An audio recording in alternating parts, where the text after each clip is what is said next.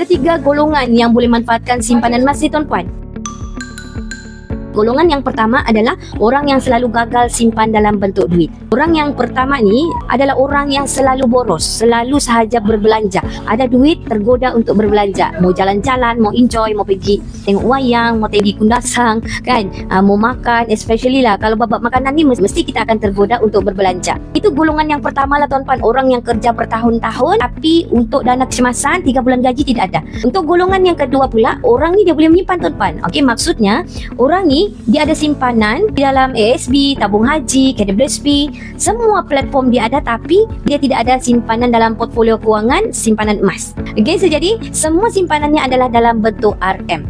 Okey, di mana andai kata berlaku apa-apa tuan-puan, contoh kejatuhan nilai ringgit, di mana sekarang ni kita tahu kadar inflasi semakin naik tuan-puan, setiap tahun harga barang semakin naik, kos perkhidmatan semakin menaik tuan-puan.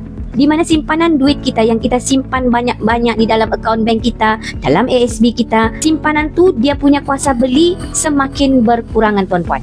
Tapi tidak kalau kita simpan dalam bentuk emas tadilah tuan-puan, di mana emas ni ianya adalah penyimpan nilai yang paling utuh. Contoh, lebih daripada 1400 tahun dahulu tuan-puan, emas ni untuk 1 dinar mampu membeli seekor kambing.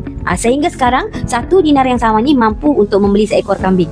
Walaupun hakikatnya tuan-puan nampak harga emas dia semakin meningkat, hakikatnya sebenarnya tuan-puan emas menyimpan nilai. Golongan yang ketiga pula. Golongan yang ketiga ni tuan-puan adalah golongan orang yang kaya. Orang yang mempunyai bisnes yang banyak, kekayaan yang banyak, semuanya dalam bentuk RM. Bila golongan yang kaya ni dia tidak mempunyai portfolio simpanan emas, jadi tuan-puan andai kata berlaku apa-apa dengan perniagaannya, ditakdirkan dia dijatuhkan lingkup ataupun bankrupt tuan-puan, maka dia tidak ada insurans kekayaan dia.